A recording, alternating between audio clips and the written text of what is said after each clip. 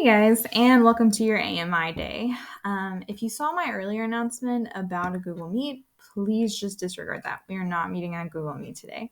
Instead, you just need to do the assignment before tomorrow when I take attendance in order to be counted present for the day. This will also give you more practice and kind of help build some skills for our test. So today you need to go to Google Classroom, click on week 21, Thursday, Electromagnets 2. The only part of today's assignment is to do this formative. If you click on it, it'll take you to an electromagnet virtual lab. On this virtual lab, you're going to go ahead and click the link, and I've already opened it in this other tab here.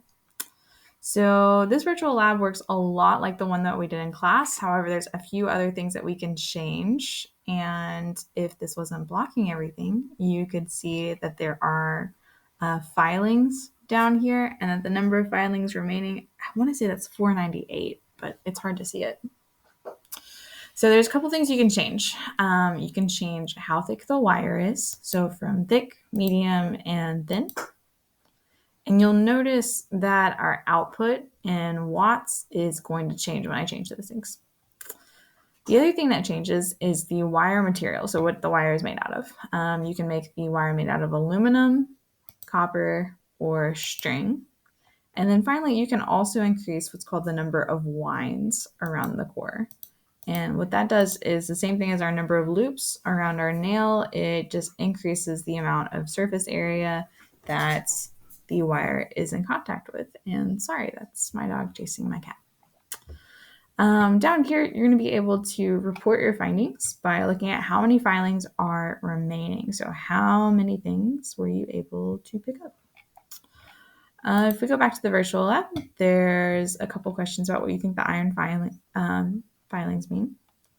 And then finally, here's a spot to fill in the correct information on the variables. So the first variable we're going to change is the wire gauge. So if you change the wire gauge from thick to medium to thin, then how many iron fillings can you pick up?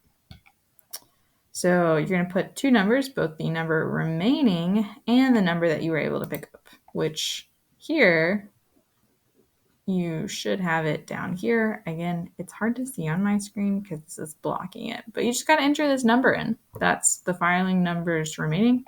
I believe it's out of 500, so just subtract, and however many's left is however many you were able to pick up. There's some summarize questions. So then based upon your numbers here, you should be able to make a pretty good prediction about how wire gauge affects the strength of electromagnets. So this is all about how different materials, including a couple that we weren't able to experiment with in lab, affect the strength of the electromagnet. So you should already know a couple of these, but we thought it would be good to learn a little bit more about some other different variables that affect the strength of electromagnets because they run everything. All right, please let me know if you have any questions about the assignment or any confusion. I'm happy to jump on a Google Meet with you guys if you want to. And I hope you have a good AMI day. Get some extra sleep. Maybe read a book. Go outside for 20 minutes.